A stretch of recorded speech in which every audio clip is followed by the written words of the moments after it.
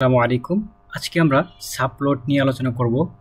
তো সাবপ্লট জিনিসটা কি সেটা যদি আমরা একটু বোঝার চেষ্টা করি তাহলে আমরা আমাদের ম্যাটল্যাবে যে প্রোগ্রামটা আছে আমরা দেখার চেষ্টা করি। এখানে আমাদের এক্স এর সাপেক্ষে আমরা sine x, cos x, sine 2x এবং কজ 2x এই চারটা ফাংশন তৈরি করলাম যেগুলো করেসপন্ডিং y1 থেকে শুরু করে y4 পর্যন্ত এই ভেরিয়েবলগুলোতে সেভ করা আছে এবং এখানে আমরা দেখতে পাচ্ছি টোটাল ডেটা আছে 101টা।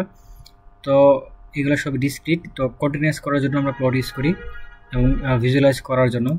এখন বিষয় হচ্ছে এই চারটা যে আমাদের ফাংশন আছে আমি আসলে এগুলোকে কীভাবে প্লট করতে চাই।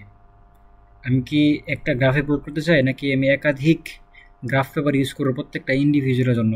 তো এই বিষয়টাই এখানে আমরা দেখার চেষ্টা করি। আমরা আমাদের যে y1, y2, y3, y4 এই যে গ্রাফগুলো আসবে তো এগুলো আমরা প্রথমে একটা গ্রাফ পেপার আমরা নিলাম।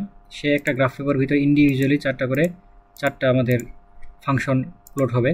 তো এইটাকে বলতেছি আমরা সাবপ্লট, অর্থাৎ একটা প্লটের ভিতরে একাধিক প্লট করা হয়েছে সাবপ্লট।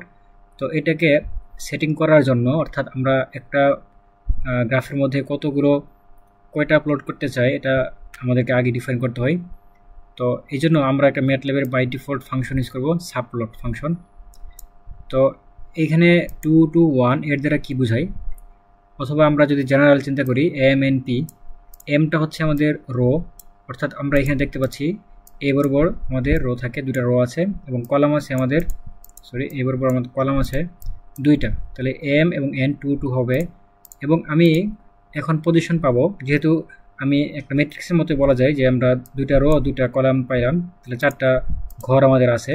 এখন আমরা কোন ফাংশনকে কোন পজিশনে রাখবো সেই জন্য পিওসি পজিশন আমরা পজিশনে নিয়ে আসবো।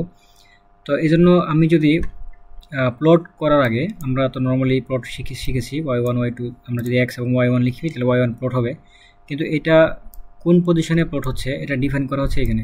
আমরা যদি এটাকে সরাসরি কপি করে ম্যাটল্যাবে নিয়ে যাই তাহলে হয়তো দেখতে আমাদের খুব ভালো দেখা যাবে, বুঝতে সহজ হবে। তো আমরা জাস্ট এখানে পেস্ট করে দিলাম। তো এখানে একটু আমরা খেয়াল করি, এটা নিচে নামালাম। তো সাবপ্লটের পজিশন 1, এই পজিশন 1-এ কে প্লট হবে, y1 প্লট হবে এবং তার জন্য ইন্ডিভিজুয়ালি তার জন্য যে টাইটেল আছে সেটা আমরা দিব এবং চাইলে আমরা এক্স লেভেল, ওয়াই লেভেল দিতে পারি। তো আমরা কিন্তু প্রিভিয়াস ভিডিওতে শিখেছি, তো আজকে আমরা এটা নিয়ে আলোচনা করবো না। এরপরে সেই 2 নম্বর পজিশনে আমরা কাকে রাখবো, y2 কে রাখবো, তারপর 3 নম্বর পজিশনে আমরা y3 কে রাখবো এবং 4 নম্বর পজিশনে y4 কে রাখবো এবং y4-এ cos 2x আছে। এইখানে জাস্ট বোঝার জন্য টাইটেল দেওয়া হয়েছে, আমরা চাইলে এক্স লেভেল, ওয়াই লেভেল দিতে পারি। তো এখন যদি প্লট করি তাহলে দেখতে কেমন হয়,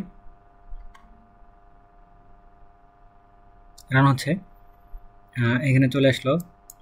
তো যদি একটু বড় করে দেখাই তাহলে 1 নম্বর পজিশনে সাইন এক্স, 2 নম্বর পজিশনে কজ এক্স, এরকমভাবে 4 নম্বর পজিশনে cos 2x এবং প্রত্যেকটা ইন্ডিভিজুয়াল স্টাইল আমরা চেঞ্জ করেছি এবং কালার চেঞ্জ করেছি।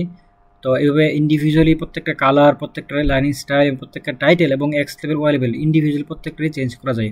তো অনেক সময় মেশিন অ্যানালাইসিস অথবা বিভিন্ন ধরনের যেখানে অনেকগুলো গ্রাফ থাকে সবগুলোকে একসাথে দেখার জন্য, ভিজুয়ালাইজ করার জন্য এই সাপোর্টটা প্রয়োজন হয়ে থাকে। তো আজকের ভিডিও এ পর্যন্তই, ধন্যবাদ সবাইকে।